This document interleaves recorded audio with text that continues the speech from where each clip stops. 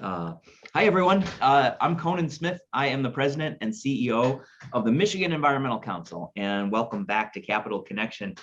I am delighted to welcome a friend, a colleague, a mentor, Dave Dempsey, to our show today. Dave has been an icon in the environmental movement for my entire career. I like to tell the story, Dave, of how as a Boy Scout, a camp counselor back in the day, I was working on, I think it was a solid waste or recycling program at this Boy Scout camp. And I read a memo that you'd written to Governor Blanchard about how we could increase recycling rates across the state. And I got super inspired and got all these young kids working on recycling at a camp. And then years later to get to actually meet you, I was like, oh, Dave Dempsey. And, I never knew my memos could inspire anybody, but I just want to say it's great to see you, Conan, because we worked together in the late 90s and early 2000s. And it's also great because 40 years ago this November, I became the director of MEC, which was a time when I was the entire staff. So I was directing myself with an answering machine and a bunch of pigeons roosting on my window. It was really fantastic. That was it. You were in the top floor of some really a building that I think moved with the wind. Is that right? Well, that was the second building, but in the Hollister building in 1982. Wow. Well, so you can tell folks Dave has a long history with the Michigan Environmental Council as well. So he has been an environmental advocate, serving as our director and senior policy advisor. So Dave has been an advisor to the governor. He served as a staff member for the International Joint Commission. He's been on the Great Lakes Commission. If there is anything that's had to do with Michigan's environment and water, you can find Dave's fingerprints on there somewhere. Both good and bad. I like to think most of it's been good. And one of the things I've really appreciated, Dave, is the combination of your attentiveness to history in the state. You obviously wrote Governor Milliken's biography, and your first book, Ruin and Recovery, was for me an odyssey through Michigan's environmental and conservation history that really opened my eyes to the resiliency of Michigan's people, and this idea that if we elevate our environmental stewardship values above our sort of petty and parochial interests, we can set the stage for environmental protection for the nation, if not the world. And here it is, 20 some years, almost, you published Great Lakes for Sale almost 20 years exactly after the publication of your first book. Is that right? Right. The first book, I just saw a prompt. First book was entitled Ruin and Recovery, 2001. I think we worked together at the time that you were writing that. We never saw you because you were head down writing a book. Yeah, thanks to Lana Pollock, who raised some money to help me take some time off to write it. So let's give her some credit too. That was, I think too, one of the best projects for MEC, because it helped us all understand that context of the work that we were doing, not just MEC as a coalition and an organization, but where the environmental advocacy world fit into that whole process of protecting the Great Lakes and the lands of the state of Michigan. We're at a different kind of inflection point right now.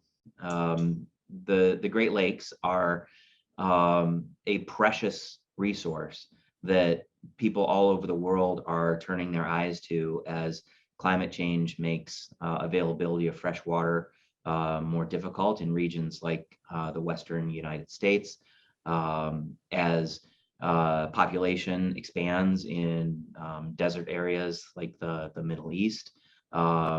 There are myriad schemes and dreams, as there seem to have always been, to grab a hold of Great Lakes water.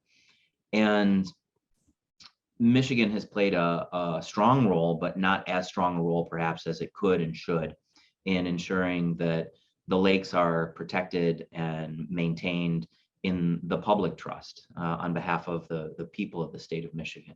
Your recent update to Great Lakes for Sale takes us through the history of that water grabbing mentality and helps reinforce this need for stewardship and protection of the lakes in a way that I hope inspires us all as advocates to take greater action.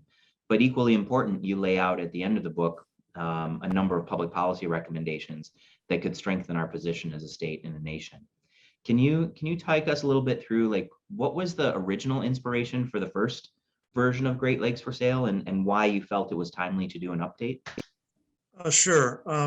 Let me just do a little history with the slides and then we can get into that. So maybe you can go to the next slide, which actually does provide some context.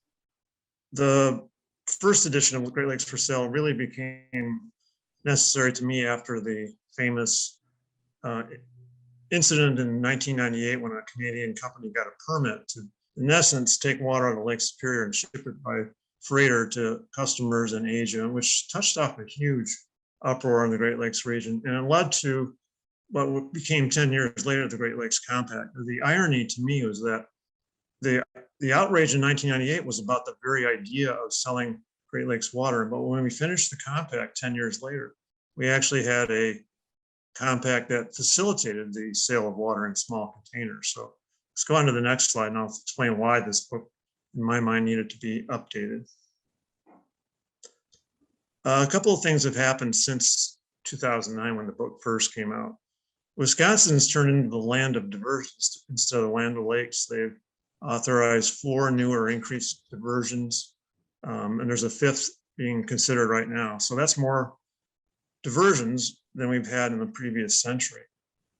Just this last year, the trading of water futures has been authorized on the Chicago Mercantile Exchange, and that has some consequences we can talk about. There were obviously many voices this year in the West before the recent snows anyway that took expressed the opinion that maybe Great Lakes water should be used to help alleviate the drought out west. Most notably, as I comment on in the book, commentators, and one commentator in Idaho said Lake Michigan should come to Idaho. And finally, there's an exception to the diversion ban in the compact that has to do with humanitarian needs, and I think that's something that we need to discuss, and I do that in the book. So next slide, I think that's pretty close to the end of my slides, but I think there's 1 or 2 more, so let's move it on. Yeah, this is a quote from Frank Edwagishik that I think is in context. It reminds me of Ruin and Recovery because I've been researching that book.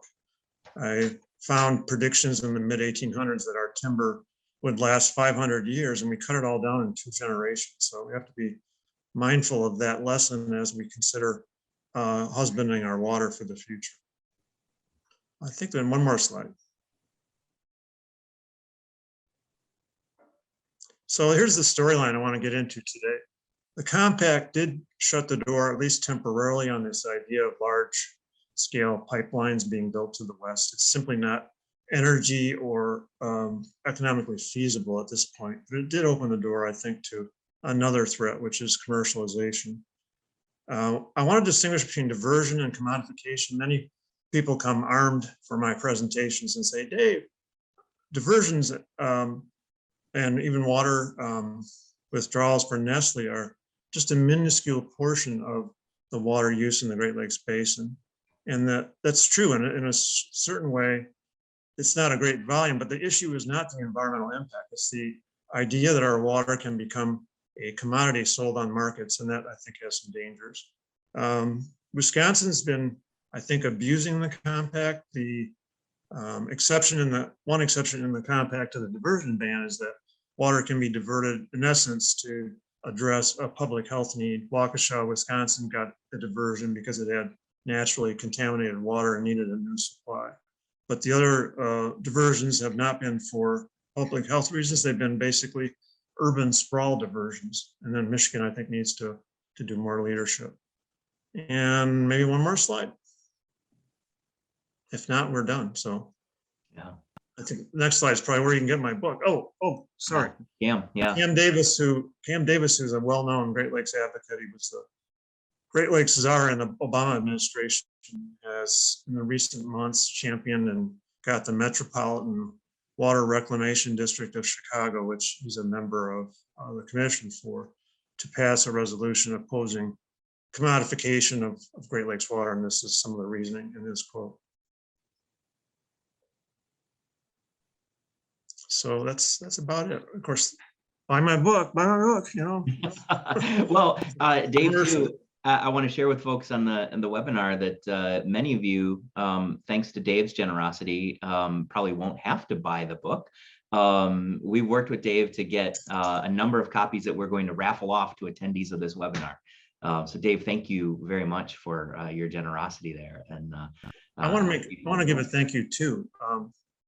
Steve and Judy Dobson and the Calsec, I think, Incorporated are sponsors of this event, and I wanted to thank them too. I think they're also sponsors of MEC generally, so that's fantastic. Yeah, these are the Dobsons are so great. Steve and Judy have been visionaries for this webinar series, actually. So they sponsored the whole series, and then Calsec came in just last year as a webinar series sponsor, which has allowed us to expand the number and types of guests that we're doing, and to put a little more staff time behind research, which is great. So we can actually have substantive conversations with people like you, Dave. Great. So can you tell us a little bit, you know, the lakes rise, the lakes fall. There's still like some people out there who are like, oh, the water is enormously abundant. But what kinds of things happen? What are the strife and strains that we see when too much water is taken out of the lake, or when we disrupt those natural ecological cycles of the lake? Well, in the first place, as we've seen at the Nestle withdrawal, there are local impacts. In that case, stream flows have diminished, wetlands have been affected, and there's been a locally significant impact on the environment.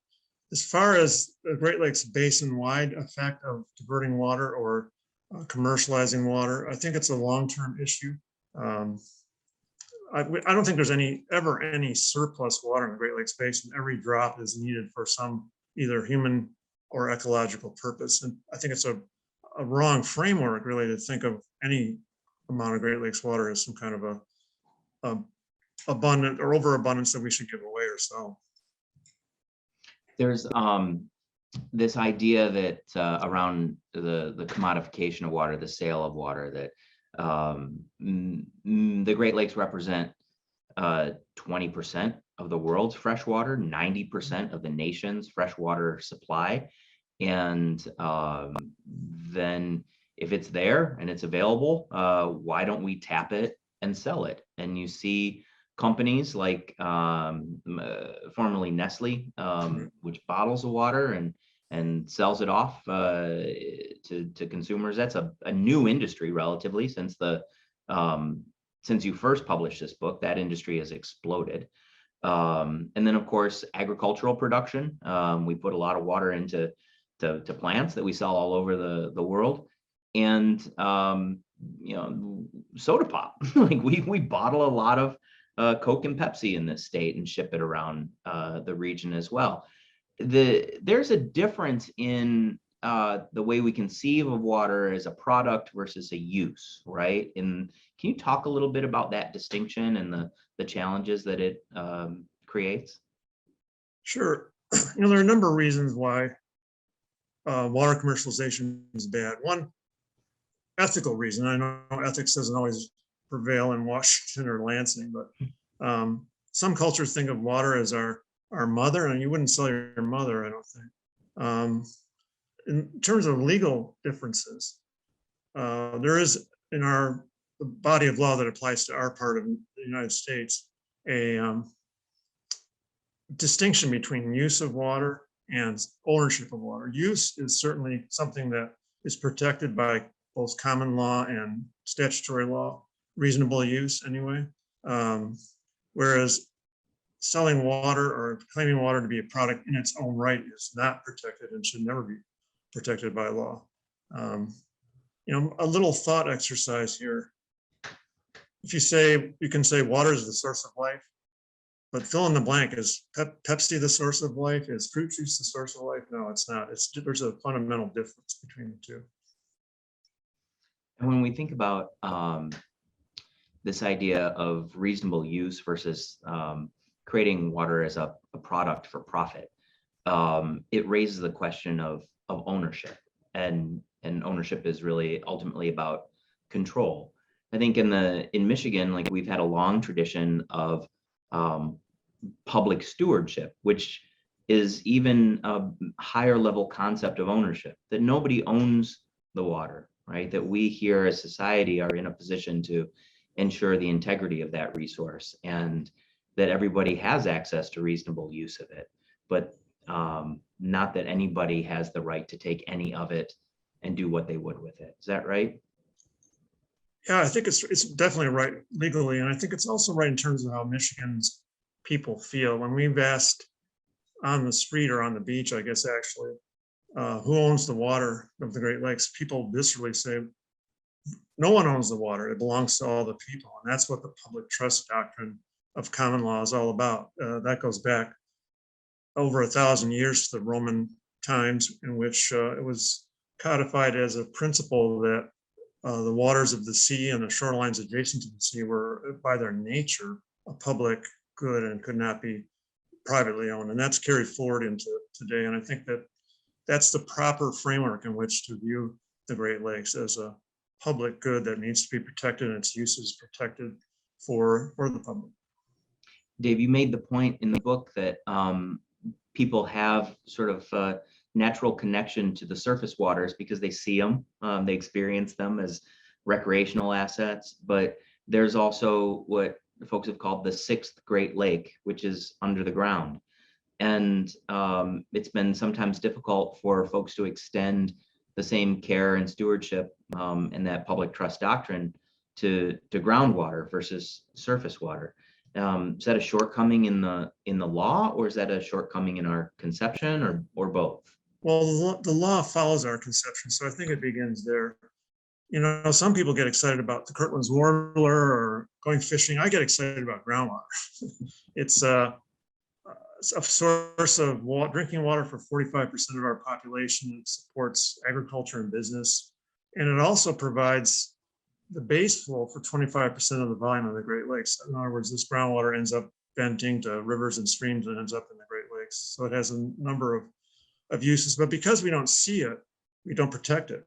And many of our laws are inadequate to protect groundwater, and they unrealistically, in terms of the natural world, they separate groundwater from surface water as though they are two entirely different worlds. They are one world, they are connected.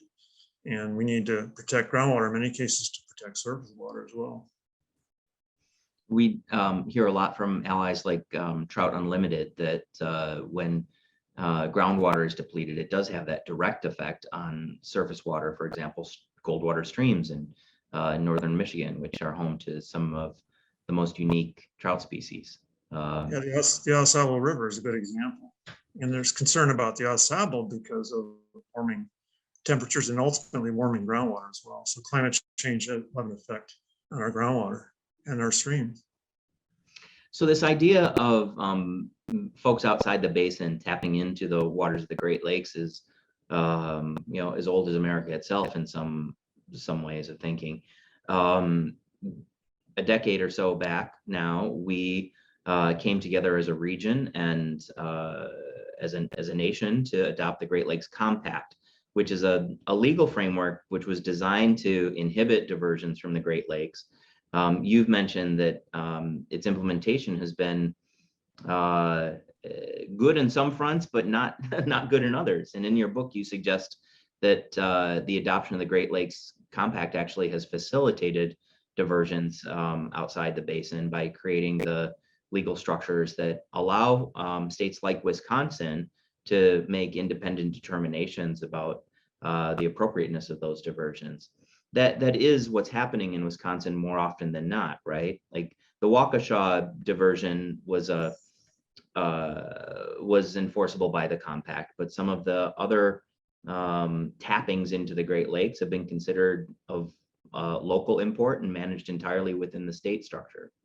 correct. There are two different kinds of diversions that are allowed in the compact. I don't want to get into the technicalities, but one involves communities that are right on the watershed boundary. And there are those other diversions that involve communities that are within a county that's straddles the boundary. The Waukesha diversion was the only one so far that is to a community that's entirely out of the basin. So it did require regional review.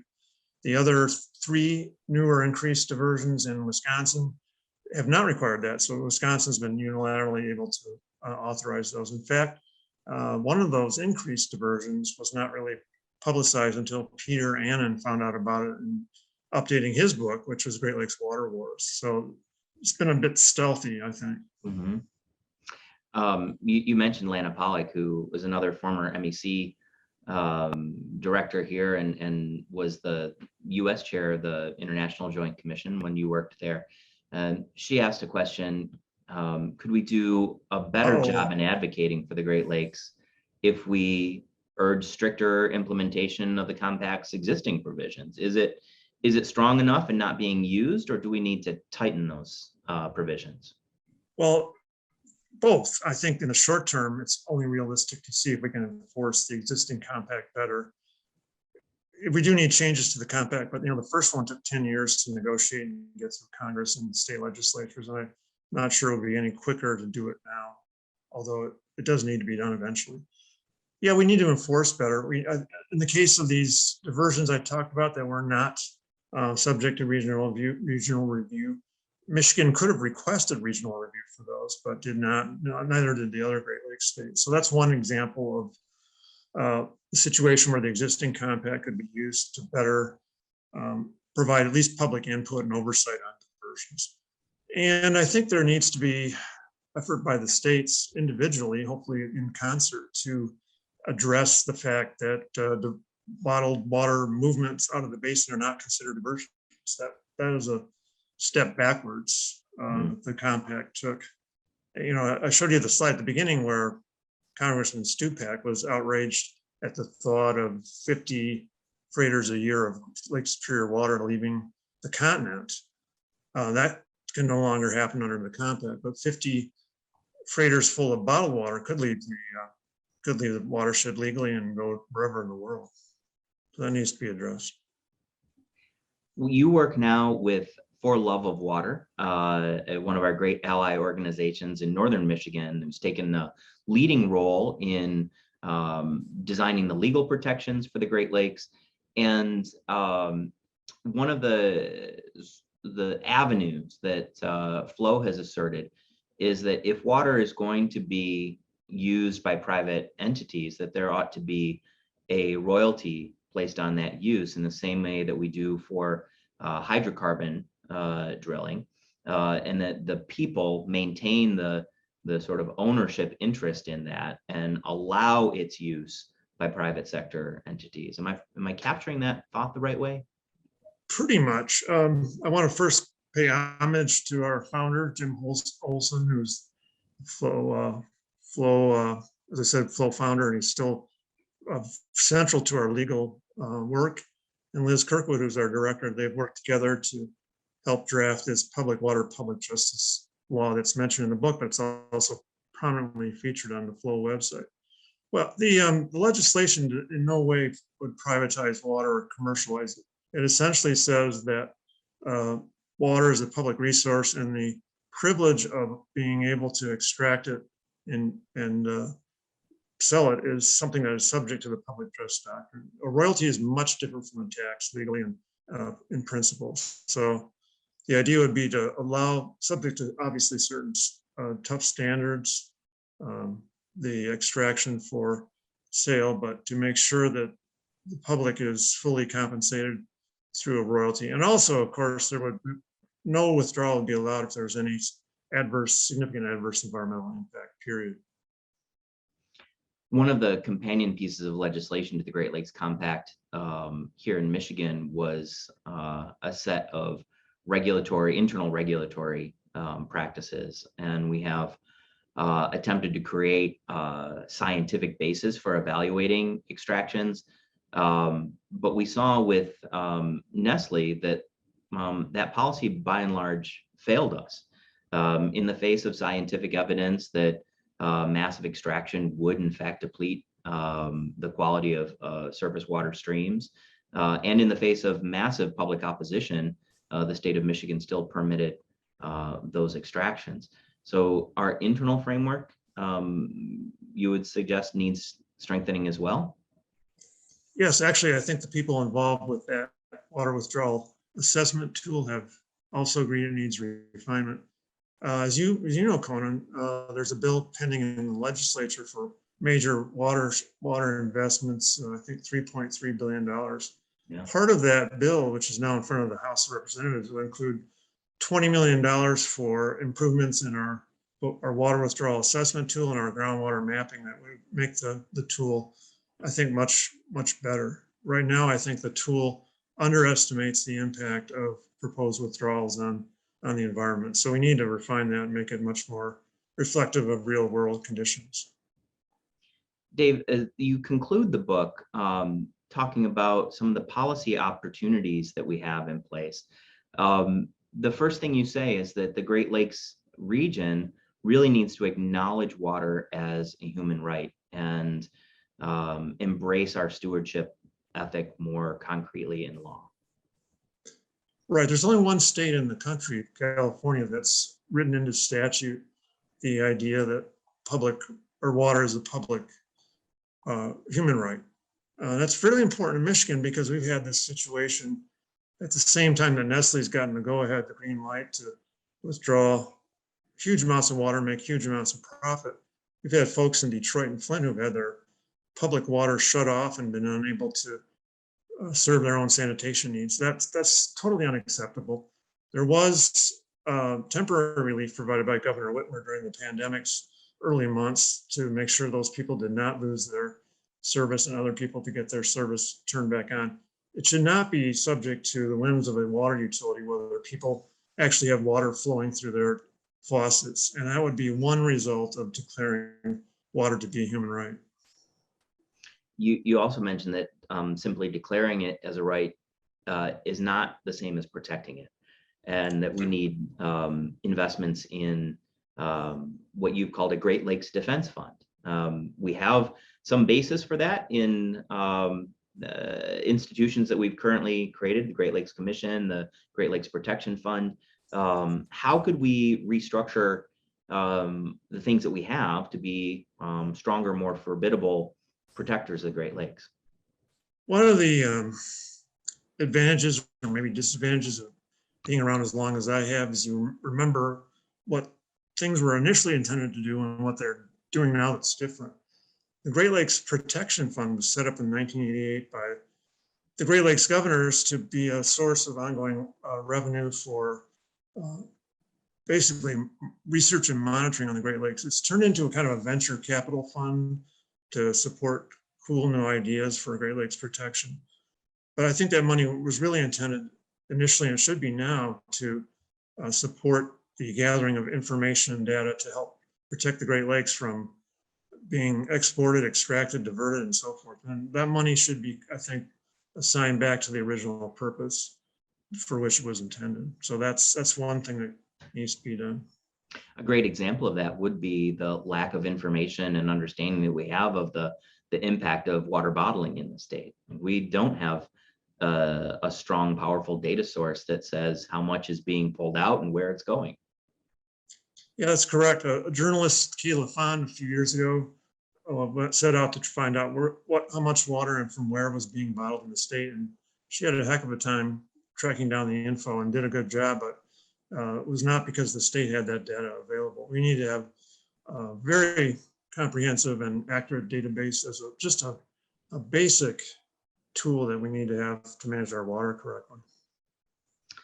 Perhaps the most important political recommendation that you make in your agenda is strengthening the involvement of the Canadian government and provinces in governing Great Lakes diversions. They have a keen interest in that as stewards themselves, and yet the Great Lakes Compact is subject to the whim of Congress. And as the political winds shift, as the population moves west, we face the potential of a change of heart in our own federal government around the Great Lakes, and we need an alliance with Canada to ensure that they're protected.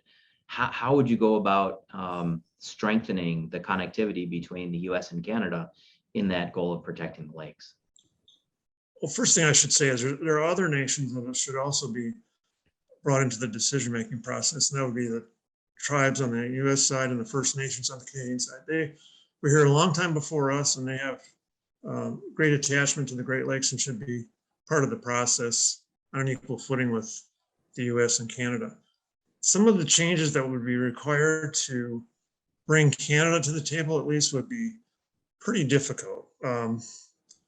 One would be to amend the Boundary Waters Treaty to deal with these kinds of diversions. Another would be to sign a new treaty that would allow Canada to be at the table and a joint decision maker. Right now, they are technically consulted. They're part of an informal agreement, or I guess it's formal but not legally binding agreement with the states on these water withdrawals. But they are our neighbors, and we need to consult them on that basis, and also because they are stewards of a major share of the Great Lakes.